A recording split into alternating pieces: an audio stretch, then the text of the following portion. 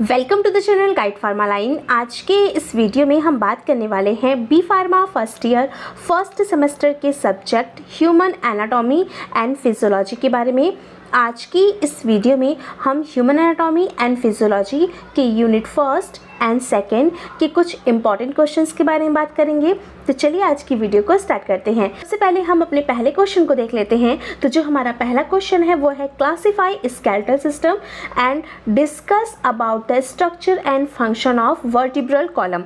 तो यहाँ पे आपको क्या लिखना है, स्केलेटल सिस्टम का क्लासिफिकेशन लिखना है और वर्टिब्रल कॉलम के स्ट्रक्चर और फंक्शन को लिखना है। तो सबसे पहले इस क्वेश्चन में आपको सबसे पहले आपको स्केलेटल सिस्टम की डेफिनेशन लिखनी है कि स्केलेटल सिस्टम क्या होता है।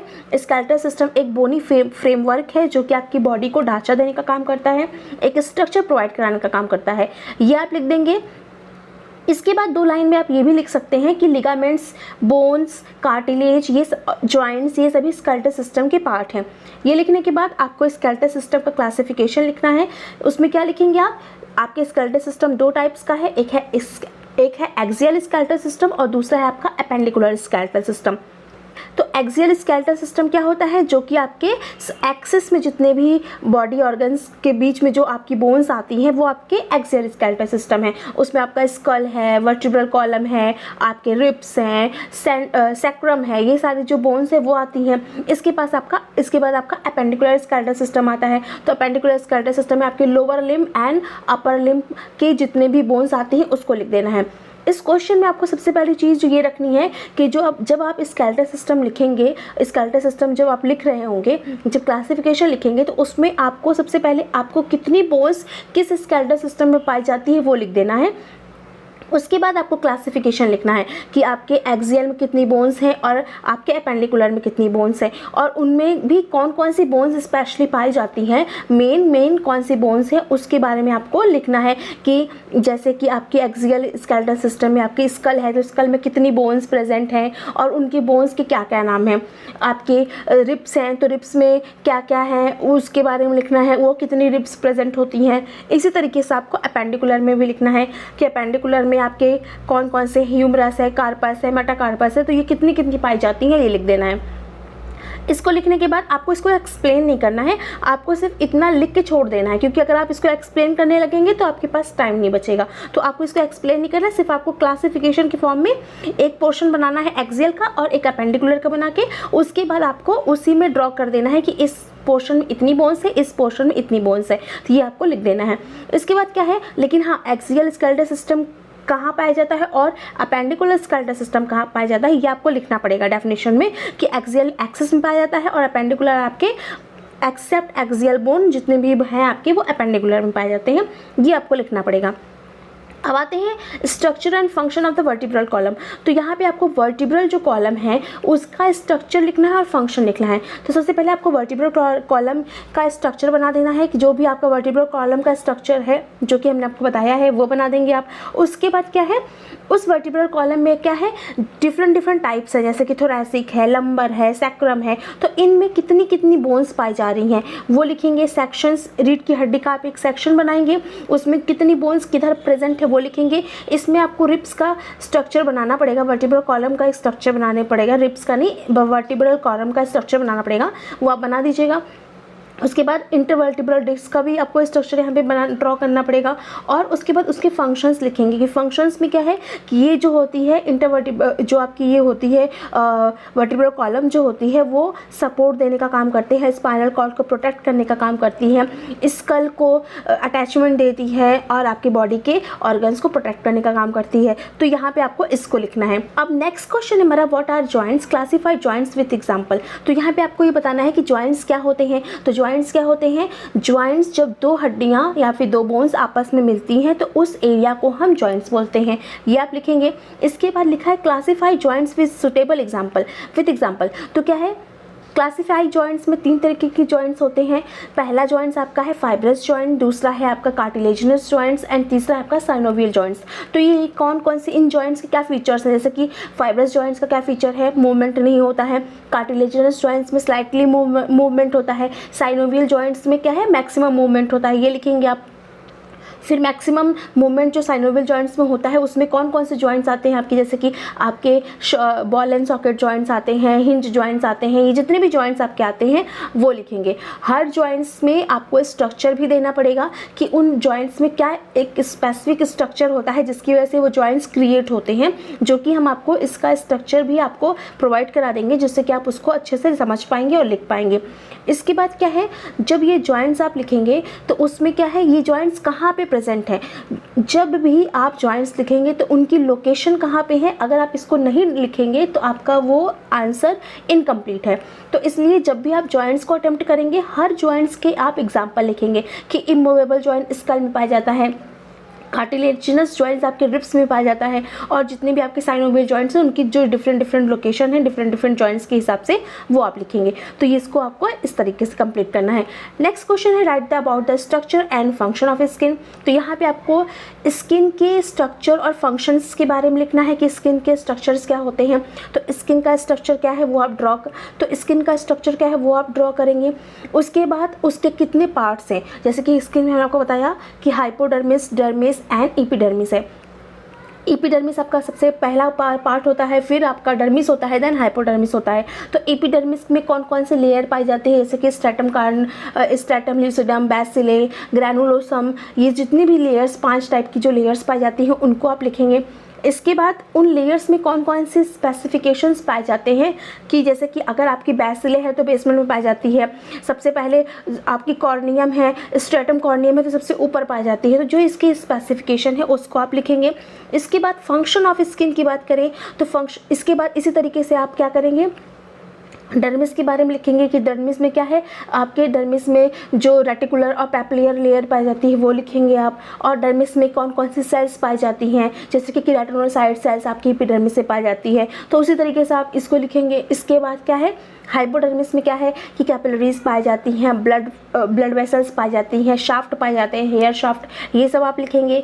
और उसके बाद आप इसका एक स्ट्रक्चर ड्रॉ करेंगे और फंक्शंस लिखेंगे कि स्किन का क्या फंक्शन है, विटामिन डी को प्रोड्यूस करना, प्रोटेक्शन प्रोवाइड कराना, आपकी बॉडी को प्रोटेक्ट करना, डिहाइड्रेशन से बचाना, ये सब जितने भी फंक्शंस हैं इसको आपको यहाँ पे लिखना पड़ेगा, जो कि हमने आपको आपके ड्यूरिंग द क्लासेस समझाया हुआ है, वो यहाँ पे आप लिख देंगे। नेक्स्ट क्वेश्चन है define homeostasis, differentiate between the positive and negative feedback mechanism with suitable example.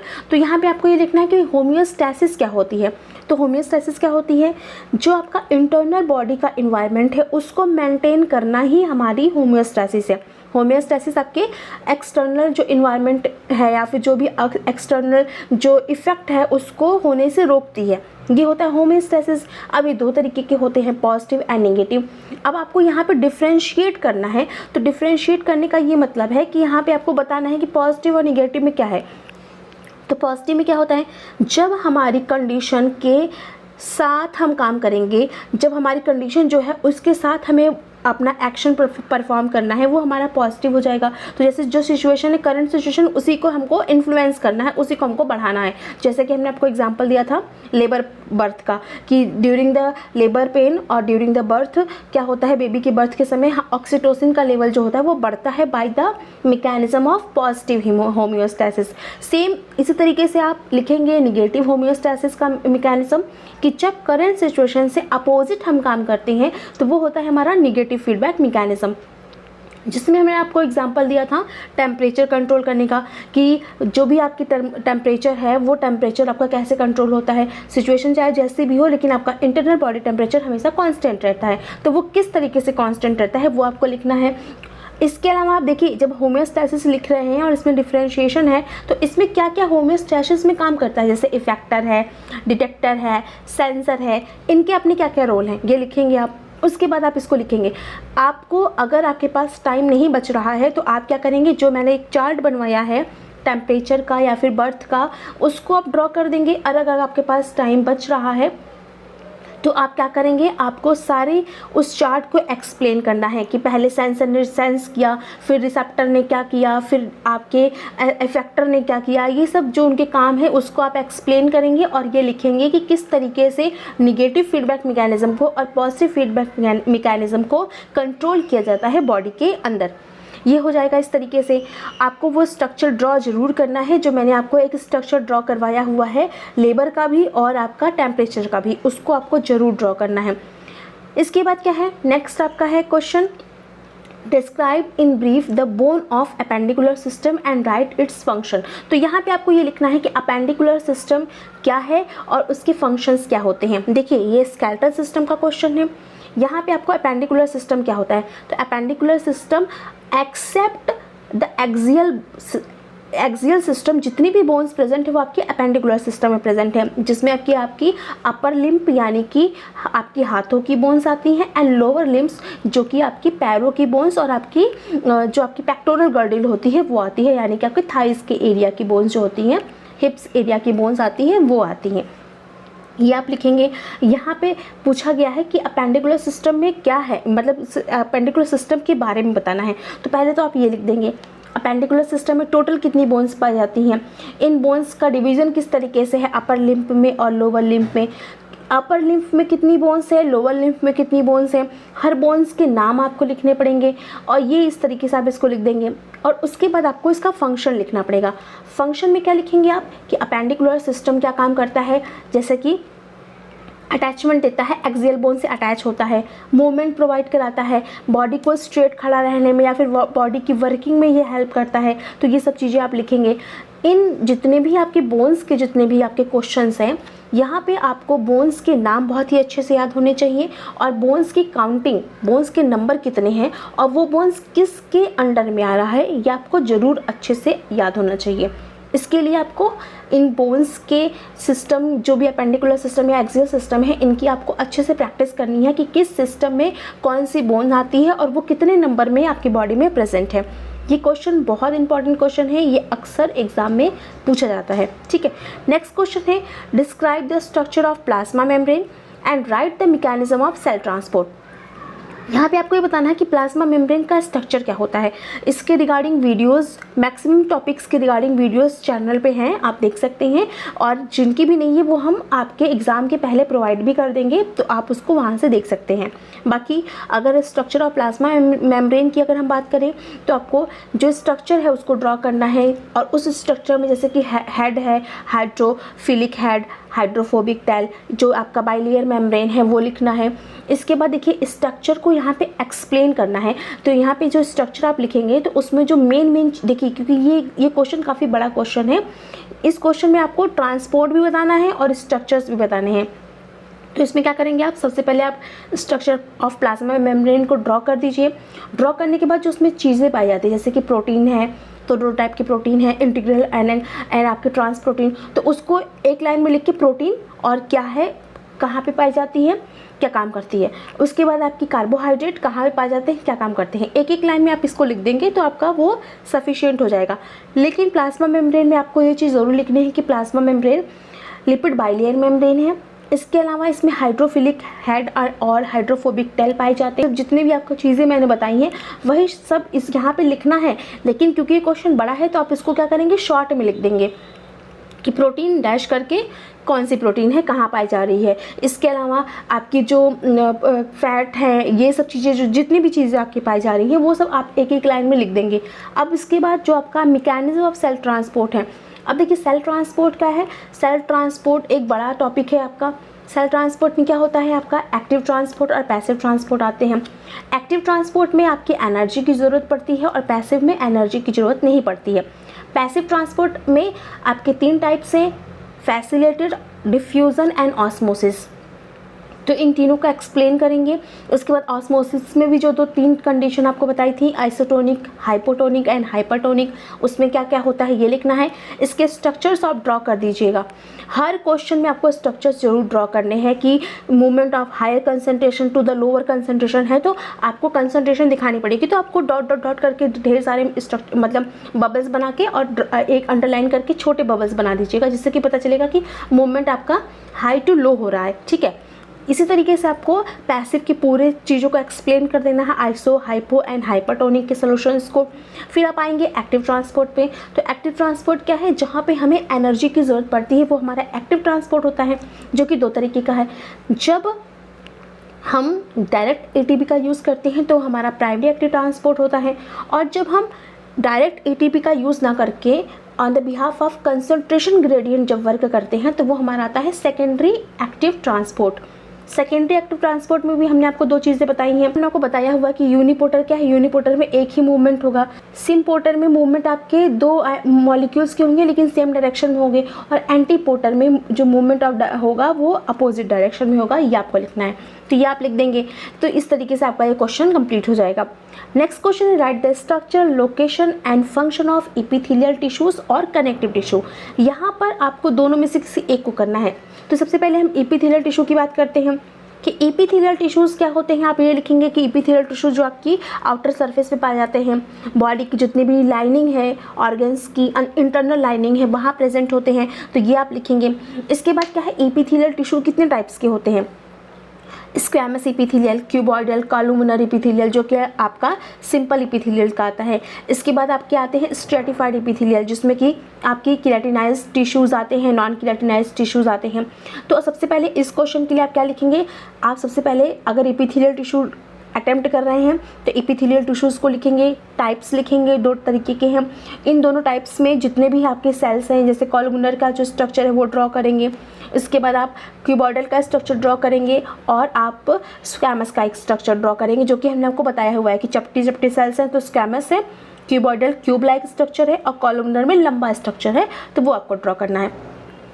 इसके बाद केराटिनाइज्ड की अगर हम केराटिनाइज्ड की बात करेंगे तो केराटिनाइज्ड में आपको जो अगर आप स्ट्रेटिफाइड स्क्वैमस एपिथेलियल पे जाएंगे तो वहाँ पे आपकी दो हैं, केराटिनाइज्ड एंड नॉन केराटिनाइज्ड, जो कि आपकी हेयर्स में पाई जाती है, उसको आपको लिखना पड़ेगा। लोकेशन की अगर हम बात करें, स्ट्रक्चर तो ये हो गया, लोकेशन कहाँ है, इंटरनल बॉडी ऑर्गन्स की लाइनिंग है, आपकी केराटिनाइज्ड टिश्यूज़ आपकी हेयर में है, नेल्स में है, तो ये लिखना है कि कॉलुमनर कहाँ पाया जाता है, यूरिनरी ब्लैडर में है कि आपके हार्ट में है, कहाँ पर भी है, ये आपको लिखना पड़ेगा कि कहाँ कहाँ पे ये पाए जाते हैं। फंक्शंस की बात करें तो ये प्रोटेक्शन का काम करते हैं, सिक्रेशन का काम करते हैं, आपकी बॉडी के ऑर्गन्स जो हैं उसकी लाइनिंग देते हैं तो प्रोटेक्शन का काम करते हैं, आपकी बॉडी में सिक्रेशन का भी काम करते हैं। तो ये सब चीज़ें आप लिखेंगे जो कि हमने आपको बताया हुआ है कि इनका फंक्शंस क्या होता है, वो ये लिख देंगे यहाँ पे। इस तरीके से आपका एपिथेलियल टिश्यू कंप्लीट हो जाएगा। अगर आपने कनेक्टिव टिश्यू अटेम्प्ट किया है तो कनेक्टिव टिश्यू में सबसे पहले कनेक्टिव टिश्यूज़ क्या होते हैं, ये टिश्यूज़ आपकी बॉडी में सबसे ज़्यादा पाए जाते हैं। ये आपकी बॉडी के जो बॉडी ऑर्गन्स हैं मतलब उसमें कनेक्शन देने का काम करते हैं, उसको जॉइंट्स करने का काम करते हैं, आपकी बॉडी में स्ट्रेंथ देने का काम करते हैं कनेक्टिव टिश्यूज़ जो होते हैं। अभी कनेक्टिव टिश्यू डिफरेंट टाइप्स के होते हैं, तो उसमें सबसे पहले सेल्स कौन कौन सी हैं, जैसे फाइब्रोब्लास्ट सेल्स है, फैट सेल्स है, जितनी भी सेल्स हमने आपको पढ़ाई, लिम्फ सेल्स है, जितनी भी सेल्स हमने आपको पढ़ाई वो सभी आपको यहाँ पे लिखना है। उसके बाद आप इसकी क्लासिफिकेशन पे जाएंगे, जैसे स्ट्रक्चर आप कब लिखेंगे, जब आपने ये लिख दिया उसके बाद आप इसके क्या करेंगे, कनेक्टिव टिश्यू के स्ट्रक्चर पे जाएंगे, तो स्ट्रक्चर्स के लिए आपको क्लासिफिकेशन लिखना पड़ेगा। जैसे कि आपका लूज कनेक्टिव टिश्यू है, डेंस कनेक्टिव टिश्यू है, एरियोलर टिश्यूज़ हैं। तो इसमें क्या होता है, जो लूज कनेक्टिव टिश्यूज़ होती हैं उसमें सेल्स जो होती हैं दूर दूर होती हैं, जैसे कि फाइब्रोब्लास्ट सेल्स है, आपकी लिम्फ सेल्स हैं, जितनी भी सेल्स हैं वो सभी क्या है मोनोफेजेस हैं, ये सभी क्या हैं दूर दूर प्रेजेंट होती हैं, तो उसको आप ड्रॉ कर देंगे। डेंस कनेक्टिव टिश्यू में यही सेल्स पास प्रेजेंट होती है तो वो आप ड्रॉ कर देंगे। इसके अलावा इसमें और क्या क्या पाया जाता है, जैसे कि ब्लड हो गया, लिम्फ हो गया, एडिपोज टिश्यूज़ हो गए, आपके कार्टिलेज है, बोन है, ये सभी किस में आते हैं, ये सभी आपके आते हैं कनेक्टिव टिश्यू में। तो ये आप लिखेंगे कि इनमें ये चीज़ें आती हैं।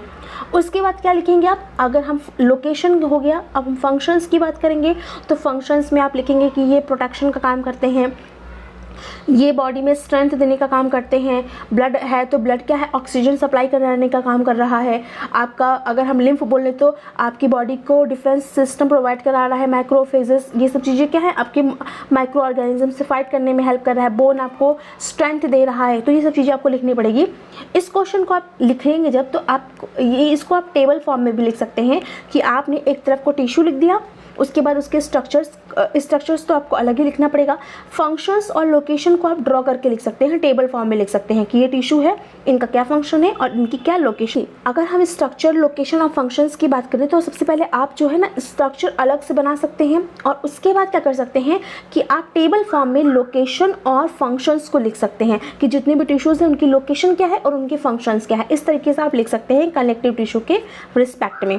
तो इस तरीके से आप इस क्वेश्चन को अटेम्प्ट कर सकते हैं। तो आई होप आज का वीडियो आप सभी को समझ में आया होगा। मिलते हैं नेक्स्ट वीडियो में किसी और टॉपिक के साथ। अगर आपको किसी टॉपिक पे वीडियो चाहिए तो कमेंट बॉक्स में लिखिए, हम उस पर वीडियो लाने की पूरी कोशिश करेंगे। मिलते हैं नेक्स्ट वीडियो में। Thank you.